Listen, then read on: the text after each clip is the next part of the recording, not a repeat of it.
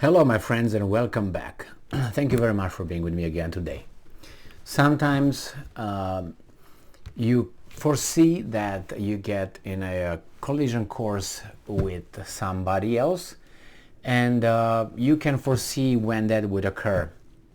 And sometimes you determine that it's better to happen sooner than later.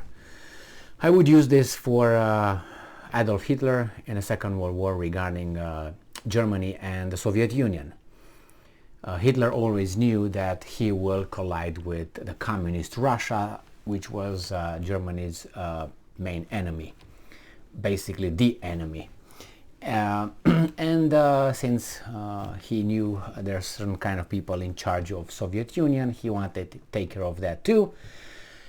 And because Hitler also thought that he should start, a leader should start a war not in the 60s, but in the late 40s and early 50s. He said, time is passing against me, and time is not on my side, as Rolling Stones song states, time is on my side but not on his side. And Hitler thought that he was ahead with his military versus the old depleted military of Soviet Union. He made a bad calculation when he started the war. He didn't realize the Soviets had much more than he imagined, not calculated, imagined. And in terms of population and weapons and power, and he was like exasperated. Anyway, the point is, sometimes you start sooner than later. I don't know if Germany would have started a war against Soviet Union later, it would have been less and less and less successful. It was unsuccessful, right? We know that one, but he started early. This was his chance. He was close, but anyway. Now we have Russia and Israel. This little collision course would have happened at one point with this war between United States and Russia on the territory of Ukraine, with all those four kosher people in charge of Ukraine. I had no doubt that the koshers from Israel will try to intervene slowly but surely, and they're trying. And Russia, in this, according to this article, warns strongly Israel to back off, and that's a red line if they do certain kind of things for Ukraine. Well, as I always say, when you threaten someone, when you draw a line in the sand, you have to have the means to follow through with whatever you said. So if I say, don't cross that line because I'm going to punch you in the face, and you cross that line, I don't punch you in the face, it's double stupid on your part. You better don't say anything. Don't draw that line over there and just let it be. Just pretend you're still tough. Otherwise, anybody's going to see and say, he's a weak mofo. That's what he is. So, this article comes from an Arab media outlet, Mayadeen, Al-Mayadeen, and this is the title. Russia warns Israel. Arming Kiev crosses a red line and has consequences.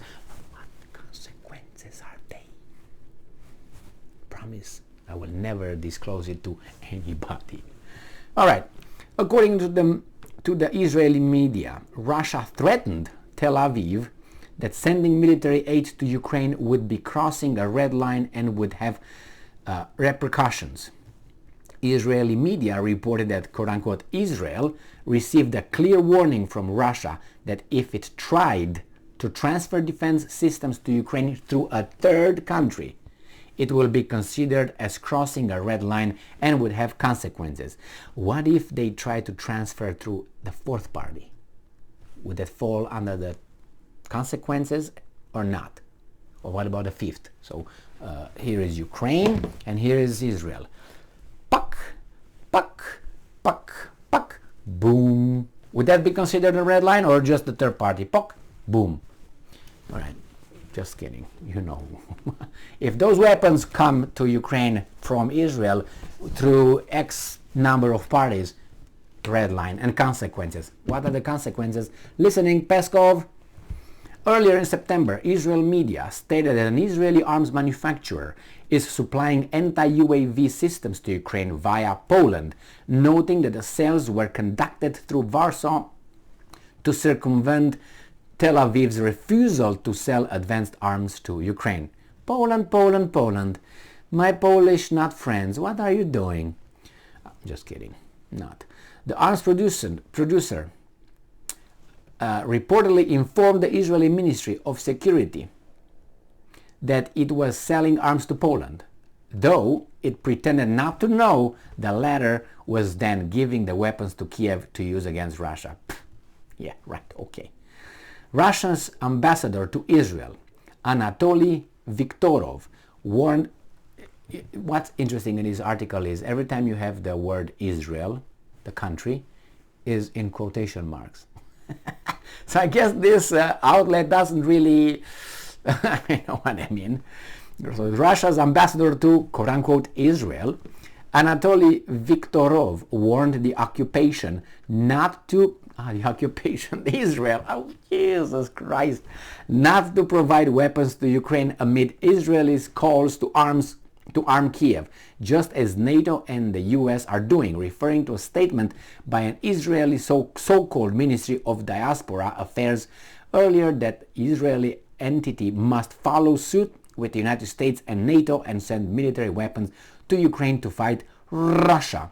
Foreign Affairs commentator on Israeli Channel 13, Gili Tamari, said that U.S., and I'm quoting, U.S. intelligence has approved Ukrainian President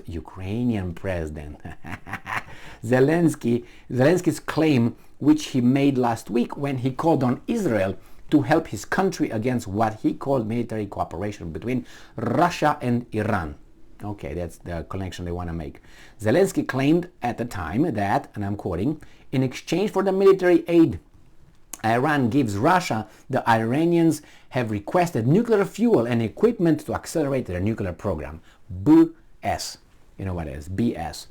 Now, commenting on Zelensky's statements, Tamari stated, and I'm quoting, "It is not clear to the Americans now that the Russian answer is what the Russian answer is. In any case, if the Russians respond, this is a violation of the nuclear agreement, and the Russians are signatories to it and are obliged to it. Obligated to it." Pfft, really? They're gonna take a poop on it. Iranian Foreign Minister Hossein Amir Abdollahian said earlier today that Iran and Ukraine agreed earlier to hold a meeting on Tehran's supply of drones to Russia, but Kiev cancelled the meeting. Of course, at whose request? United States, I'm guessing. At the last moment, after the United States and some European countries, especially Germany, asked Ukraine not to attend the meeting. I knew that before. I didn't read this article. I just gut feeling, because I know how things work. Ukraine received the order, cancelled it. The same thing with the meeting between the Russians and the Ukrainians in Turkey. The same. Made a deal. Next day, Boris Johnson landed, punched a few times.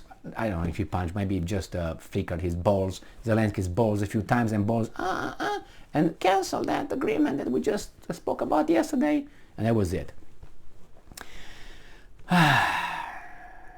Kiev cancelled the meeting at the last moment after the United States and some European countries, especially Germany, asked Ukraine not to attend the meeting because the West has been using the drone issue in its policy against Iran. Now, I don't know if that's accurate, but I'm just reading here.